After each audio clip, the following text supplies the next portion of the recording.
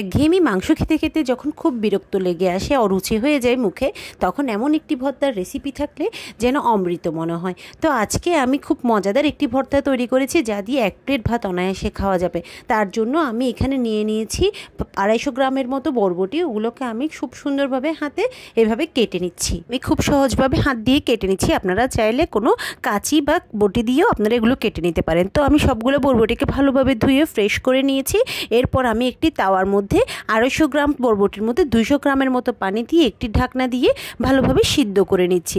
তো এখানে দেখতে পাচ্ছেন পানিটা কিছুক্ষণের মধ্যেই শুকিয়ে এসেছে।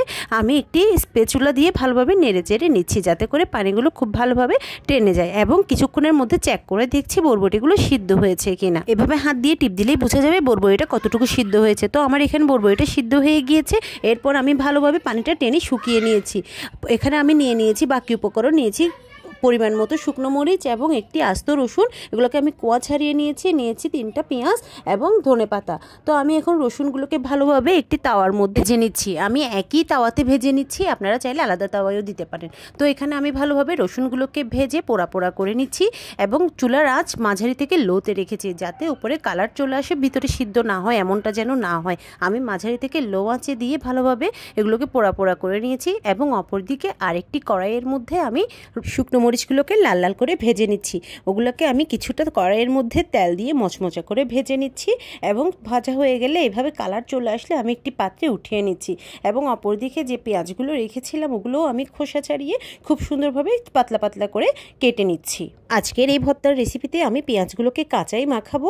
যদি আপনারা দিনে করে রাতের জন্য রাখতে চান, সেক্ষেত্রে আপনারা পেঁয়াজগুলোকে ভালোভাবে তেলে ভেজে নিতে পারেন। সেক্ষেত্রেও কিন্তু টেস্টের তেমন কোনো চেঞ্জ আসবে না, সেটাও খেতে কিন্তু খুব ভালো লাগবে। তো এখন আমি সবগুলো পেঁয়াজ ভালোভাবে কেটে নিচ্ছি। এগুলোকে আমি এখন এক সাইডে রেখে বাকি যে ধনেপাতাগুলো ছিল ওগুলো খুব সুন্দরভাবে কুচি কুচি করে কেটে নিচ্ছি। ধনেপাতা যত কুচি করবেন তার টেস্ট কিন্তু ততটা বাড়বে। তো এখানে আমার ধনেপাতাও কাটা হয়ে গেছে। সবগুলো উপকরণ এখন রেডি। এখন কিন্তু মাখানোর পালা। এখানে যে শুকনো মরিচটা রেখেছিলাম সেটা আমি বোটা ছাড়িয়ে এখন লবণ দিয়ে ভালোভাবে চটকে নিচ্ছি। লবণ দিয়ে শুকনো মরিচ চটকে নিলে খুব ভালোভাবে মিহি হয়ে যায়। তো এখানে আমার শুকনো মরিচগুলো মাখানো হয়ে গেছে, এক সাইডে রেখে দিয়েছি। এরপরে আমি রসুনগুলো খোসাটা ছাড়িয়ে নিচ্ছি। এখানে আমি রসুনগুলো খোসা সহ ভেজেছিলাম। এখন রসুনগুলোর খোসা খুলে ভালোভাবে একদিকে রেখে দিচ্ছি, অপরদিকে আমি কেটে রাখা পেঁয়াজগুলো এখন নিয়ে নিয়েছি। তো আপনারা এখানে দেখতেই পাচ্ছেন আমি এখানে প্রতিটা উপকরণ আলাদা আলাদাভাবে নিয়ে ভালোভাবে চটকে নিচ্ছি। এখানে যত সুন্দরভাবে আলাদাভাবে নিয়ে সফটলি মাখাবেন, ততই কিন্তু ভর্তাটা খেতে টেস্ট লাগবে। এখন এর মধ্যে আমি দিয়ে দিয়েছি খাঁটি সরিষার তেল। সরিষার তেল দেওয়ার পরে এখন 3টা উপকরণ আমি ভালোভাবে মাখিয়ে নিয়েছি। এভাবেও কিন্তু ভর্তাটা খেতে ভালো লাগে, শুধু পেঁয়াজ ভর্তা। চাইলে এখান থেকে কিছুটা নিয়েও একটা আলাদা ভর্তা হিসেবে আপনারা খেতে পারেন। এর মধ্যে এখন সিদ্ধ করে রাখা বরবটিগুলো আমি এখন হাত দিয়ে ভালোভাবে ম্যাশ করে নিচ্ছি। এই ভর্তাটা এত লোভনীয় একটা ভর্তা, এখন আমি ভয়েস ওভার করতে গিয়েও আমার কিন্তু জিভে জল চলে আসছে। তো এখন আমি ধনেপাতা যেগুলো কেটে রেখেছিলাম সবশেষে ধনেপাতাগুলোও দিয়ে দিয়েছি।